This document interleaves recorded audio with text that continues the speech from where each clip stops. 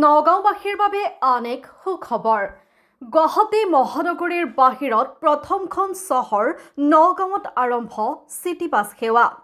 সাধাৰণ জনতাৰ যাতায়াতৰ সুবিধাৰ্থে নগাঁৱত শুভাৰম্ভ কৰা হৈছে চিটি বাছ সেৱা। প্ৰাৰম্ভিক পৰ্যায়ত জিলা প্ৰশাসন আৰু জিলা পৰিবহণ বিভাগে সৰ্বমুঠ 6খন বাছৰ জৰিয়তে 3টা মুখ্য কৰিডৰত ব্যৱস্থা কৰিছে। এই চিটি বাছ সেৱাৰ মূল পথত ই-ৰিক্সাই সৃষ্টি কৰা যান-জঁট হ্ৰাস কৰাৰো লক্ষ্যৰে এই সেৱা আৰম্ভ কৰা হৈছে। বিধায়ক ৰূপক শৰ্মা, জিলা আয়ুক্ত দেৱাশিষ শৰ্মাই ফ্লেগ অফ কৰি শুভাৰম্ভ কৰে চিটি বাছ সেৱাৰ। চিটি বাছ সেৱাৰ স্থান বেবেজিয়া চাৰিআলিৰ পৰা পুৰণি গুদাম, পুৰণি গুদামৰ পৰা বেবেজিয়া চাৰিআলি, ঢিং গেটৰ পৰা কামপুৰ টাউন, কামপুৰ টাউনৰ পৰা ঢিং গেট, ডিমৌ চাৰিআলিৰ পৰা ৰূপহী বজাৰ আৰু ৰূপহী বজাৰৰ পৰা ডিমৌ চাৰিআলি সংযোগী পথত চলাচল কৰিব। পৰৱৰ্তী সময়ত আৰু 2খন বাছ সংযোজন কৰি বটদ্ৰৱালৈকে এই সেৱা সম্প্ৰসাৰণ কৰা হ'ব। মই ই-ৰিক্সা যিসকলে চলায় তেওঁলোক আমাৰে ল'ৰা ছোৱালী আৰু তেওঁলোক নিবনুৱা, বহুতো শিক্ষিত। মই তেওঁলোকক যে কিবা ডিপ্ৰাইভ কৰিব বিচাৰিছোঁ সেইটো মই ক'ব বিচৰা নাই। কিন্তু চব এখন চহৰত কিমান ই-ৰিক্সা হ'ব পাৰে বা কিমান যান বাহন হ'ব পাৰে। আৰু কাইলৈ যদি আমি দেখিছোঁ যে সাধাৰণ নাগৰিক এজন তেওঁ গাড়ীখন উলিয়াই লৈ অহাটো দূৰৰে কথা, খোজকাঢ়িবলৈ পৰ্যন্ত যদি অসুবিধা হয় তেতিয়াহ'লে নিশ্চিতভাৱে সেই তাত আমি কিবা এটা প্ৰশাসনৰ তৰফৰ পৰা কৰাটো প্ৰয়োজন। সেই তাৰ বাবে আৰু অকল সেই তাৰ বাবেই নহয়, এটা দামৰ ক্ষেত্ৰত কিমান ভাড়া ল'ব। এতিয়া ধৰি লওক কেতিয়াবা কোনোবা সময়ত মন গ'লে যাব, মন নগ'লে নেযাব, যি মন যায় সেই ভাড়াটো ল'ব। সকলোৱে কৰে বুলি মই নকওঁ, কিন্তু যিসকলে কৰে, এতিয়া আমাৰ মহিলাসকল আছে, গধূলি এগৰাকী মহিলা যদি ক'ৰবালৈ যাবলগীয়া হয় তেওঁ বহুত অসুবিধা হয় আৰু সেই মহিলাখিনিয়ে সেইখিনি কথা আমাৰ আগত আহি পেলাই ব্যক্ত কৰেহি।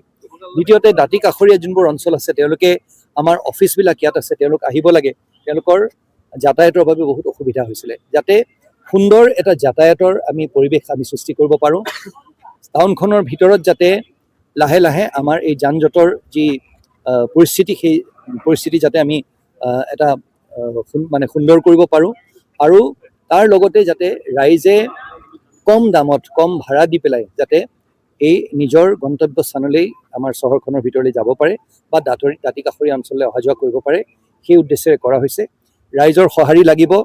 আৰু এষাৰ কথা ক'ব বিচাৰোঁ, প্ৰথমতে সকলোৱে বিচৰা মতে হয়তো যিমান সঘনাই বাছখিনি তেওঁলোকে চলাটো বিচাৰিছে সিমান সঘনাই হয়তো আমি নোৱাৰিব পাৰোঁ। বৰ্তমান মাত্ৰ 8খন বাছ আৰু হয়তো এনেকুৱাও হ'ব পাৰে যে ৰাতিপুৱা আমাৰ 7টা বজাৰ পৰা আকৌ গধূলি 8টা বজালৈকে গধূলি 7টা বজালৈকে যোনটো সেৱা আমি আগবঢ়াইছোঁ, পিছলৈ আমি সেই সময়খিনি আগুৱাম বা আৰু বেছি আগবঢ়াই লৈ যাম।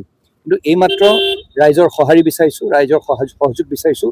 তেওঁলোকে যদি আঁকোৱালি লয়, মোৰ দৃঢ় বিশ্বাস যে পৃথিৱীৰ যিকোনো এখন আগৰণুৱা এখন চহৰৰ মূল এটা পৰিচয় হৈছে তাত যান জঁট যাতে থাকিব নালাগে আৰু তাত চিটি বাছ সেৱা বা পাব্লিক ট্ৰান্সপৰ্ট বুলি যোনটো কয় সেই সেৱা কেনেধৰণে আগবঢ়াই লৈ যোৱা হৈছে। আজি নগাঁও জিলাখনত বা নগাঁও চহৰখনত বিশেষকৈ আমাৰ সন্মানীয় বিধায়ক মহোদয় যিখিনি কাম আগবঢ়াই লৈ গৈছে তাক মই ধন্যবাদ জনাইছোঁ। তাৰ লগতে সান্নিধ্য ৰাখি এইভাগ কামো আগবঢ়াই লৈ যোৱা হৈছে। মোৰ দৃঢ় বিশ্বাস যে এইভাগ কামে সুন্দৰকৈ ৰাইজক উপকৃত কৰিব আৰু নগাঁৱৰ এটি পৰিচয় হৈ পৰিব।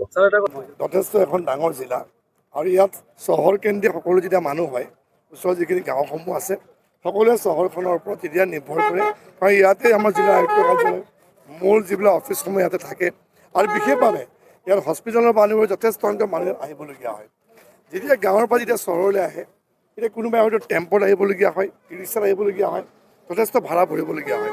আৰু এই কথা আমি আগত ৰাখি আমি যোৱা সময়ছোৱাত আমি কথা পাতিছোঁ জিলা প্ৰশাসনৰ লগত, বিশেষকৈ জিলা পৰিবহণ বিভাগৰ লগত, যাতে এখন আমি ইয়াত নগাঁৱত যদি আমি চিটি বাছ সেৱা আমি আৰম্ভ কৰিব পাৰোঁ।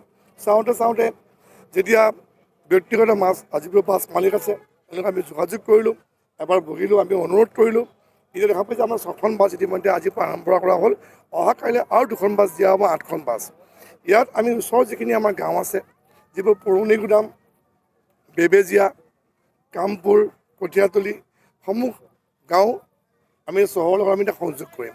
ইয়াৰ লগতে অত্যন্ত গুৰুত্বপূৰ্ণ যিটো বটদ্ৰৱা, য'ত গুৰুজনাৰ আৱিৰ্ভাৱ ক্ষেত্ৰ, এই বটদ্ৰৱা এতিয়া আমি অহা কালিৰ পৰা সংযোগ কৰিব পাৰিম। ইয়াৰ ফলত ৰাইজে উপকৃত হ'ব, কম খৰচত চহৰলৈ আহিব পাৰিব বা যাতায়াত কৰিব পাৰিব। আৰু যিবোৰ টেম্পো, ই-ৰিক্সা আগতে কোনো ধৰণৰ হিচাপ নোহোৱাকৈ যিবিলাক ভাড়া লয় তাৰ ওপৰত আমাৰ এতিয়া কণ্ট্ৰল হ'ব। মই আশা কৰিছোঁ খুব ভাল হ'ব। যেতিয়া চলিব, এতিয়া এই ব্যক্তিগত বাছৰ লগতে আমি গ্ৰীণ বাছো অনাৰ কাৰণে ব্যৱস্থা কৰিম।